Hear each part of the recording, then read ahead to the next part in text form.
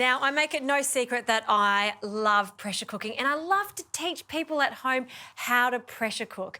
Usually my pressure cooker, I would make a stew or a soup. And what you need to know about pressure cooking, it's about cooking something slow, fast. So instead of a stew today, I'm going to make this cauliflower a centerpiece side dish and I'm going to pressure cook it. By pressure cooking it, it takes a quarter of the time. I'm wanting it to be soft, but I want it to hold its integrity because I'm going to serve it whole and serve it with a sauce gribiche. So before we get onto the sauce, let's get this into the pressure cooker. So I have placed a little water into my pressure cooker because essentially what it's going to do is steam it quite fast. I've placed the whole head of cauliflower into a steamer basket and that comes with the pressure cooker. And I like to leave some of the leaves on. I think it's quite pretty and it's totally edible. And we'll pop that in there. Just make sure that the cauliflower is up straight and lid goes on.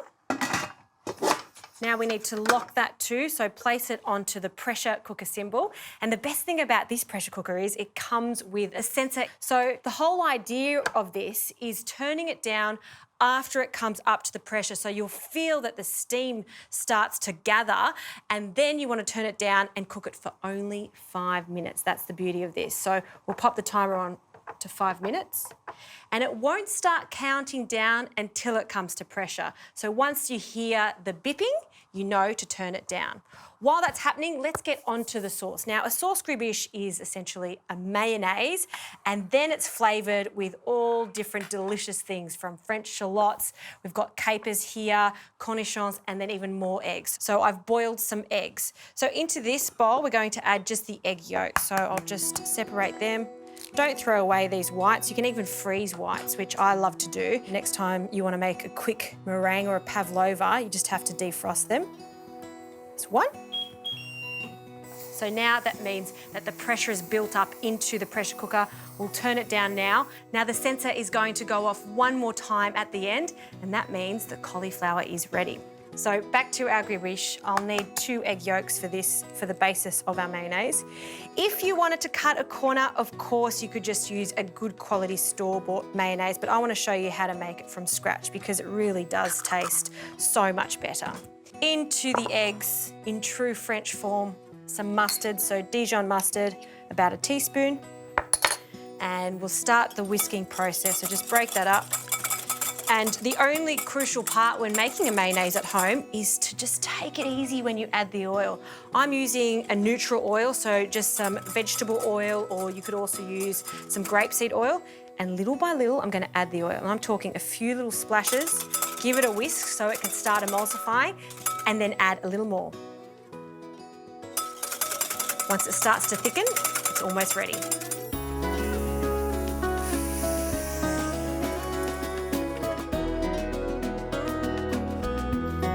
Cauliflower has come out of the pressure cooker and I'm just allowing it to cool. I don't want it to be too piping hot as I put all that delicious sauce over the top. So back to the mayonnaise. This is the consistency that I'm after. See how it's lush and thick? That's the perfect mayonnaise. But it doesn't taste as good now because we haven't added the salt and all the other ingredients, like our hard-boiled eggs. So you can finely chop this, or this is a nice little trick. Just use one of these fine graters, or I should say a coarse grater, to make these almost little crumbs of hard-boiled egg. Now, you may be thinking, why are you going to add egg not only to the mayonnaise, but also as one of the condiments in this? Well, it's for the texture and it's for that real creaminess. And this really is an essential ingredient in a sauce gribiche. It's good. Just with a knife, I'm gonna pick that up and we'll add that.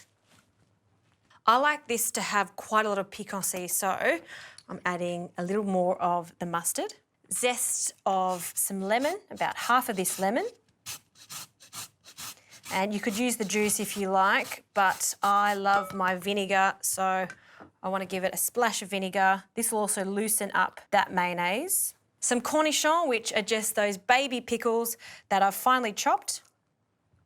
anchovies. So 2 anchovies, and I'll just use my knife just to chop them slightly. I don't want big chunks of this anchovy in there. I almost just want it for its savoury component and its saltiness. So finely chop that.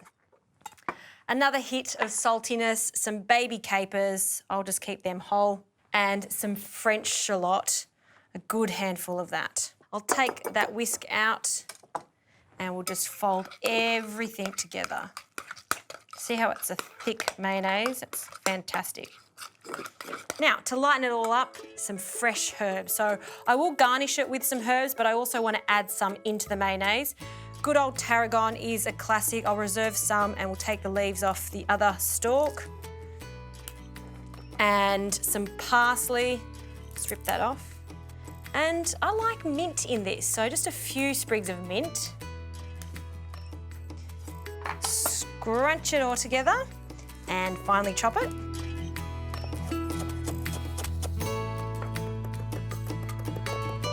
In it goes. An extra pinch of salt and some pepper. Okay. Now I want this sauce to really touch every element of the cauliflower. So we'll start with placing some onto our plate. We'll add about 1/4 of it and spread it out. We'll pop that cauliflower on top. And then this is where you just take that sauce and just let it cascade all the way down the sides. It looks like a lot of sauce, but it's quite a big cauliflower, so it needs it. And you can see it's not that stable, but I'm going to cut it in half because I think it's nice when you take it to the table and one side of the cauliflower is sort of falling down for presentation. So just grab a knife and I'll cut that in half and you'll see how perfectly cooked that is. It's not too soft. And just let that fall down. So open up just to show off that cauliflower. So purely presentation. And those extra herbs, I'll pick that over the top. This is delicious as is because you've got that lovely rich sauce. But if you like, it's a really impressive side dish. If you love your cauliflower as much as I do, give this a go. That classic French sauce, it works a treat with this cauliflower. And did I mention 5 minutes in the pressure cooker? Can't get any faster than that.